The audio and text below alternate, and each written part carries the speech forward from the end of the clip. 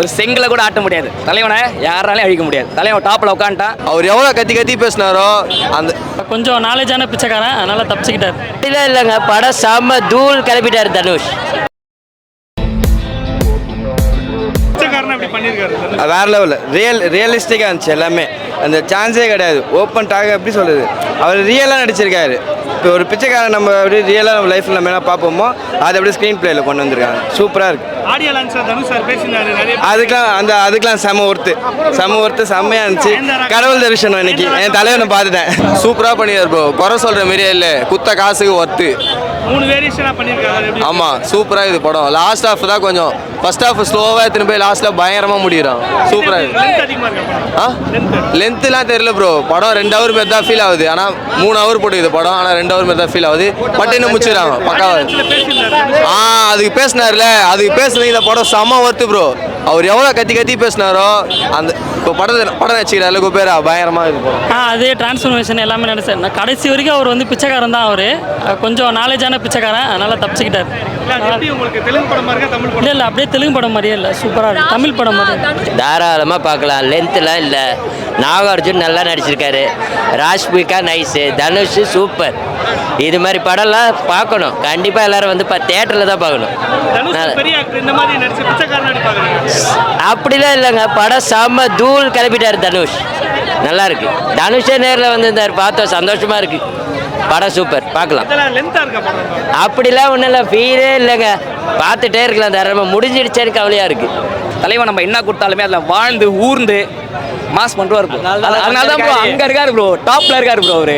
அவர் யாராலையும் அசைக்க முடியாது ப்ரோ. அதான் சொன்னார் ஆடியோ லான்ச்சில், ஒரு செங்கலை கூட ஆட்ட முடியாது. தலைவனை யாராலையும் அழிக்க முடியாது. தலைவன் டாப்பில் உட்காந்துட்டான். டாப்பில் மட்டும்தான் இருப்பார். யாரு கூட கம்பேர்லாம் இல்லை ப்ரோ. சிம்பு, விஜய், தலைவன் தனி ப்ரோ. வேற மாதிரி கம்பாரிசன்லாம் இல்லவே இல்லை. தலைவன் தனி. அவர் தான் எல்லாமே. Global star Dhanush bro. அவங்க கேரக்டர் அவங்க நல்லா பண்ணியிருக்காங்க ப்ரோ. தலைவன் பிச்சிட்டார். அவங்களுக்கு என்ன கொடுத்தாங்களோ, உனக்கு இது கொடுத்துருக்கா, நீ இது நல்லா பண்ணு, இது உனக்கு கொடுத்துருக்கா, இது நல்லா பண்ணு, பக்காவாக அவங்க கேரக்டர் அப்படி பண்ணாங்க. தலைவனுக்கு கொடுத்ததை வந்து வாழ்ந்துட்டார் ப்ரோ, வாழ்ந்துட்டார். ப்ரோ யார் ப்ரோ சொன்னா ப்ரோ என்னடா இவ்வளோ சீக்கிரம் முடிஞ்சிச்சு, இன்னும் கொஞ்சம் போயிருக்கலாமே, அப்படி ரசிச்சுட்டு இருக்கோம் ப்ரோ அவரை. தனுஷ் ஃபேன்ஸ்க்காக நான் தனுஷ் ஃபேன் ப்ரோ, அதுக்காக சொல்லலை.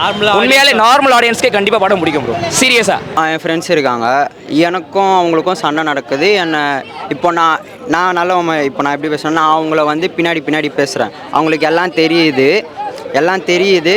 பட் அவங்க அதை காட்டிக்கல. ஒரு கட்டத்துக்கு மேலே அவங்க வெளில காட்டுறாங்க. அதே தான் தனுஷ் பண்ணியிருக்காரு. 3 வருஷம் 4 வருஷம் நயன்தாரா இன்க்ளூடிங்கில் அவரை கேம் சொன்னதுலேருந்து ஆரம்பித்த வரைக்கும் அவர் எதுவுமே பேசலை. சைலண்ட்டாக தான் இருந்தார். மனுஷன் சைலண்ட்டாக இருந்தார், எதுவுமே பேசலை. அதுக்கப்புறம் நிறைய திருச்சிட்ட போல ஹிட்டு கொடுத்தாரு. கேப்டன் மில்லர் ஹிட்டு கொடுத்தாரு. ராயன் டைரக்ட் பண்ணி 2 படம் டைரக்ட் பண்ணி ஹிட்டு கொடுத்தாரு. செம்மையாக கொடுத்தாரு. ஆனால் அவரும் ஒரு மனுஷன். அவருக்குள்ளே ஃபீலிங்ஸ் அது உடஞ்சி வந்து அவர் பேசியிருக்காரு. அப்போ அவர் ஓப்பனாக சொல்கிறது தான். யார் அவர் இன்னும் வரையும் சொல்கிறாங்க டைவர்ஸ் காரணம். நீங்கள் கண்ணால் பார்த்தீங்களா? ட்ரோல் பண்ணுவாங்க எல்லாரையும் கேட்குறேன், கண்ணால் பார்த்தீங்களா? டி ஃபார் டைவர்ஸ்ன்றீங்க. டி ஃபார் ஒன்லி தனுஷ் தான், மிஸ்டர் டி, அவ்வளோதான். நீங்கள் ட்ரோல் பண்ணுறீங்களா? உங்களால் ட்ரோல் மட்டும்தான் பண்ண முடியும். இப்போ நான் பேசுறதுக்கு என்னையும் ட்ரோல் பண்ணுவாங்க, என்னையும் ட்ரோல் பண்ணி போடுவாங்க. எனக்கு அது கவலை இல்லை. இப்போ நீங்கள் ட்ரோல் பண்ணுறீங்க பார்த்தீங்களா? ட்ரோல் பண்ணுற அளவுக்கு உங்களால் அவரை மாதிரி பர்ஃபார்மன்ஸ் பண்ண முடியுமா? ஆமாம், அதான் அவரு ரொம்ப மன அழுத்தம் அதிகமாக இருக்குது. ஏன்னா எவன் தப்பு பண்ணாலும் நாங்கள் தான் காரணம் அப்படின்னா, அப்போ யமன் தப்பு பண்ணாலும் நாங்கள் தான் காரணம், சிவன் தப்பு பண்ணாலும் நாங்கள் தான் காரணமா அப்படின்றதுக்கு தான் அவர் வந்து சொல்லியிருக்காரு.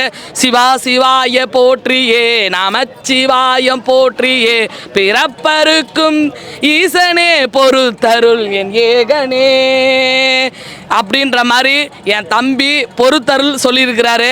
பொறுத்தருள் ஏகனா இந்த படத்தை பார்த்துட்டு ஓவராக நல்லா இருக்குது, சூப்பராக இருக்குது. அந்த இவரை வச்சு மேலே வந்தவங்களுக்கு அவர் சொல்லியிருக்கிறாரு. அப்போ ரொம்ப வந்து ஒரு மனசுக்கு சங்கடமாக இருந்துச்சுன்னா யாருக்காக இருந்தாலுமே ஒரு வெளிப்பாடு வரும். அந்த வெளிப்பாடில் சொல்லியிருக்காரு செங்கல்ல வந்து அப்படின்னு.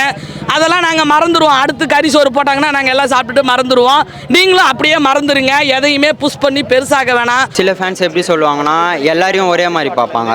ஹீரோனா அவங்க இவ்வளோதான், அவங்களே ஜாலியாக இருக்காங்க, நம்மையே அச்சுக்கணும், ஃப்ரெண்ட்ஸாக இருக்கணும்னு நினைப்பாங்க. சில புரிஞ்சிக்க முடியாத ஃபேன்ஸ் வந்து அந்த மாதிரி பண்ணுவாங்க. அது அவங்களோட எமோஷன், அவ்வளோதான். அவங்கள நம்ம எதுவும் சொல்ல முடியாது. இப்போ அவங்க இட்லி கொண்டா உடச்சி இது பண்ணாங்களோ, அவர் ஃபீல் பண்ணாரா? பெஸ்ட்டு பர்ஃபார்மன்ஸ் படம் ஒன்று கொடுத்துட்டு அனுப்பிச்சிட்டாரு. அஜித் ஏதாவது கேட்டாரா? அவர் ஒரு நல்ல படம் பண்ணிட்டு கொடுத்தாரு. ரொம்ப நாள் கழிச்சு தலை ஏதாவது குட் பை அக்லி மாஸ் அது ஒன்று கொடுத்தாரு.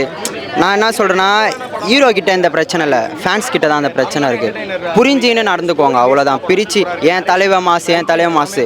சினிமாவில் வந்தவங்கள பொறுத்தவரை எல்லாருமே மாசு, எல்லாரும் கஷ்டப்பட்டு வந்தவங்க தான். ரஜினி சார் பொறுத்தவரை கஷ்டப்பட்டு வந்தவர். விஜய்க்கு வந்து தளபதிக்கு வந்து பேக்ரவுண்டே இருந்தாலும் அவர் கஷ்டப்பட்டு வந்தார், சினிமாக்குள்ளே வந்து கஷ்டப்பட்டு வந்தார். தனுஷும் அதே தான், அவருக்கு பேக்ரவுண்டே இருந்தாலும் உள்ளே கஷ்டப்பட்டு வந்தவர். எல்லாரும் கஷ்டப்பட்டு வந்தவங்க தான். ஸோ ஃபேன்ஸுக்கு எல்லாம் ஒன்றே சொல்கிறேன், நீங்கள் உங்கள் லைஃபுக்கு எடுத்துக்காதீங்க. படம் ரிலீஸ் ஆகும்போது மட்டும் வந்து என்ஜாய் பண்ணுங்கள். உங்கள் கடவுளாக நினைக்கிறீங்களோ, ஹீரோவாக நினைக்கிறீங்களோ கொண்டாடுங்க. மற்றவங்கள குறைச்சி பேசாதீங்க, அவ்வளோ.